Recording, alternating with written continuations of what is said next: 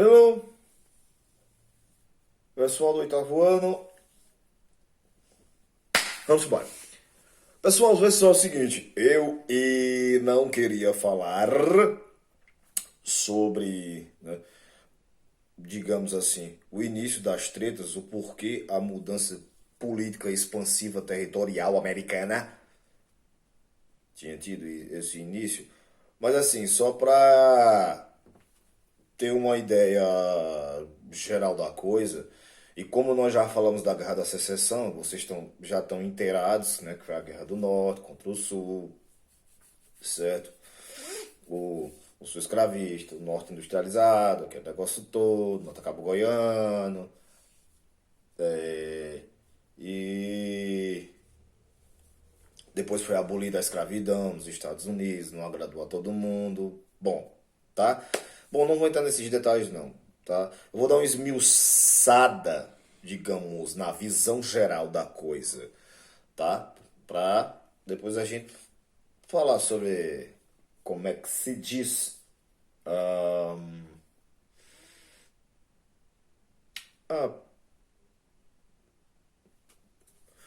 expansão territorial americana. Não só a questão da expansão territorial, mas a expansão política, certo? E empresarial, tá certo? Vejam só. Vamos lá. Vejam só. Depois da independência, ou seja, troca-tapa contra os ingleses, certo?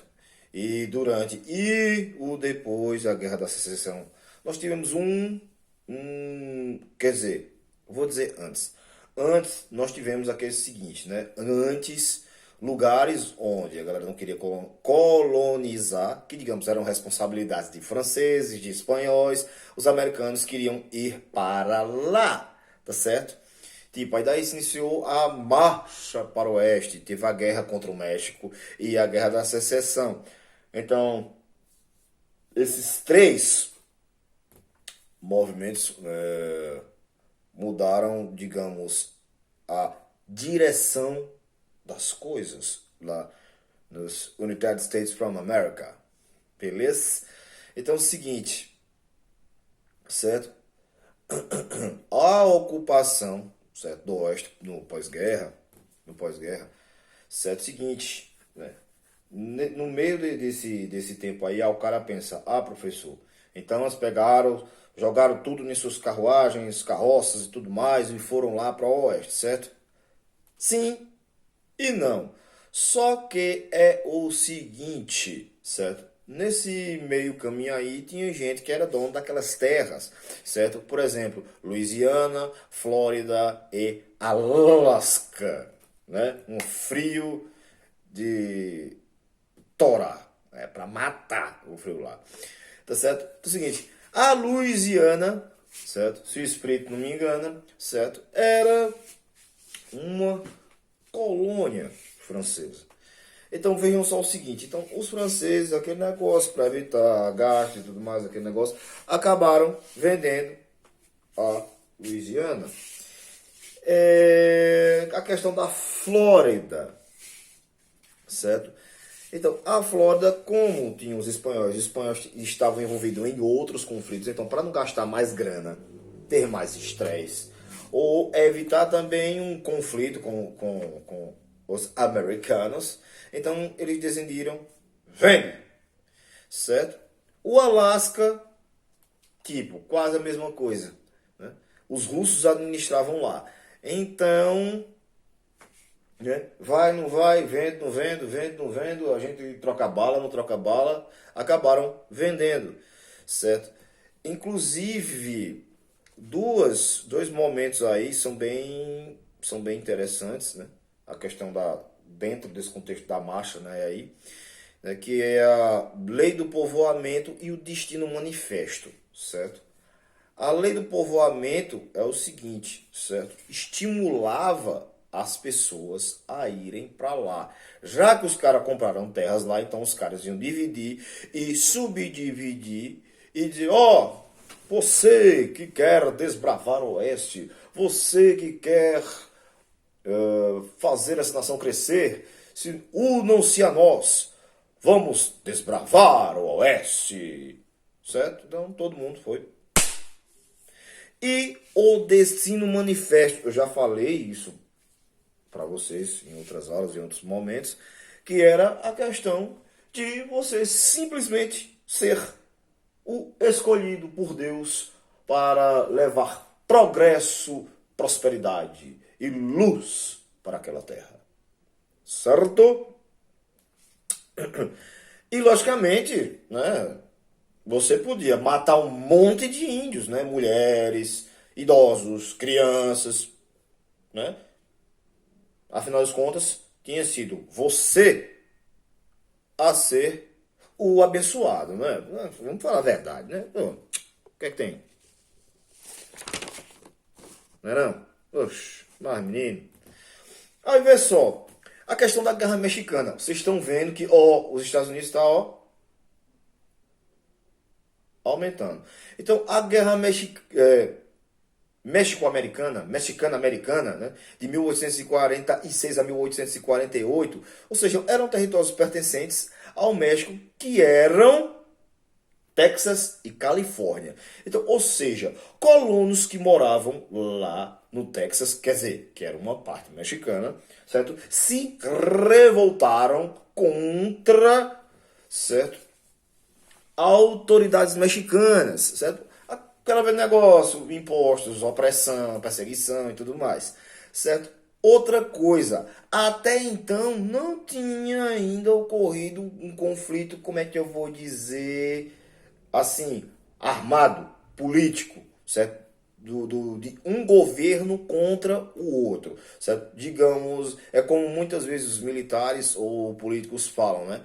Tinha sido um evento isolado. Só que, certo? Time is money.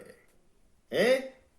Então, ou seja, tempo é dinheiro. E outra coisa, você tem mais terra, você tem mais espaço, você vai poder ganhar mais dinheiro. Então, daí os Estados Unidos estavam de olho nas terras da Califórnia. Exato. Então, os mexicanos, olha, está louco, hombre!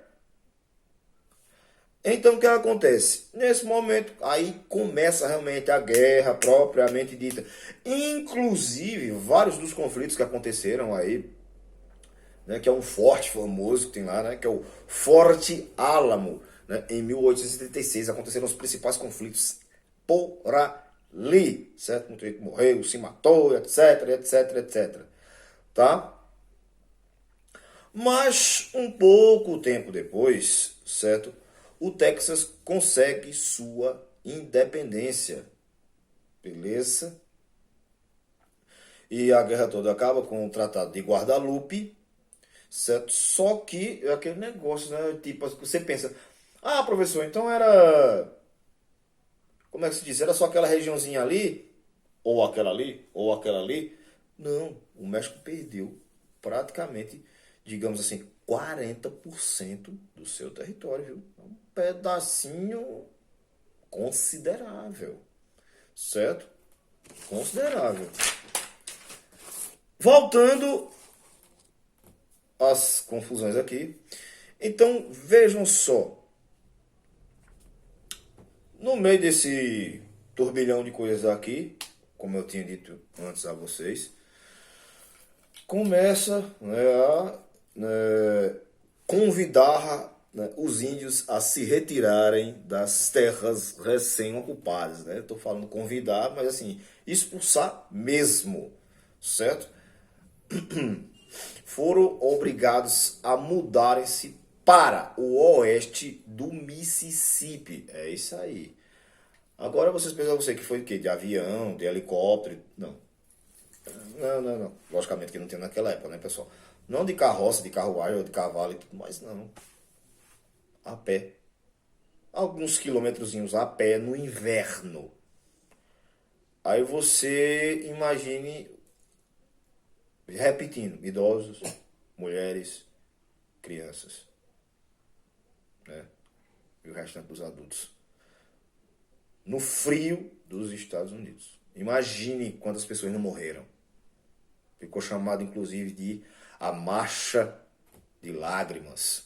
ou paz, lágrimas, certo? As tribos Cherokee, Seminole e Choctaw foram expulsos de suas terras. É como eu disse, tem hora que a história é linda, mas tem hora que a história é uma desgraça triste e maldosa, certo?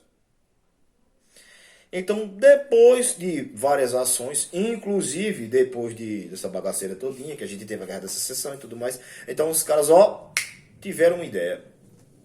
Vamos expandir nossos negócios, certo? Então, algumas políticas foram muito importantes, ou seja, a doutrina Monroe, certo? E a política The Big Stick. Acho que eu já devo ter falado em outra aula isso aí. Mas enfim, tá certo? Seguinte, a doutrina Monroe, certo? Defendia, certo, a união das nações americanas sob a liderança dos Estados Unidos. É simplesmente isso, certo? Já o Big Stick, certo? Trocando em miúdos, é o seguinte, certo? Eu vou lhe ajudar, certo? A você conseguir o poder lá, o poder político em sua região e tudo mais, né? Estruturar seu país. Em contrapartida, é aquele negócio.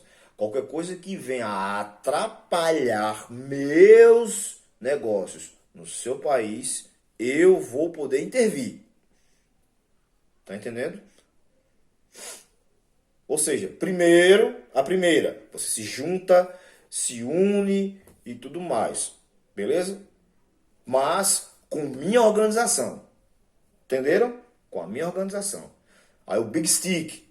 Aí, ou seja, se tiver alguma interferência, alguma bagaceira, tipo, sei lá, uma guerra ou ideias políticas que venham, tipo, atrapalhar meu empreendimento, eu vou intervir. Agora, intervir é isso mesmo, do jeito que vocês estão pensando.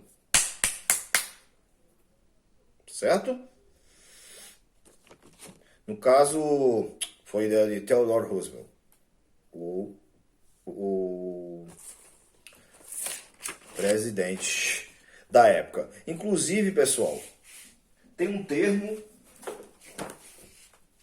aqui no livro de vocês que é interessante, certo?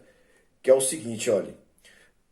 A influência econômica nos países em que estava era tão grande que, com a ajuda não oficial do governo dos Estados Unidos, motivava a ascensão política de ditadores que facilitariam os negócios e maximizaria seus lucros. Que fica mais bem claro, né? Nascia assim a República das Bananas. A República das Bananas. Porque, ou seja, era uma forma de crítica, né? Ou como nós dizemos aqui no Nordeste, tirar uma onda, tirar um barato com a cara de quem, como é que se diz? De um determinado governo ou de um país que trabalhava apenas para uma empresa com um determinado segmento e que era de fora. A República das Bananas. Eu vou ler o termo aqui, que é da página, inclusive, 271, vê só, certo? Uma forma pejorativa para se referir aos países latino-americanos politicamente instáveis e dependentes de uma economia monoexportadora controlada por uma só empresa. Então, enfim, pessoal, e perdurou por muito tempo esse modus operandi da política americana na América Latina, viu? E, logicamente, a gente vai ver também a influência deles aqui no Brasil, tá certo? Pessoal, espero que tenha dado uma luz. Abraço. Tchau. Não terminou. Calma aí. Ainda tem mais. Valeu. Tchau.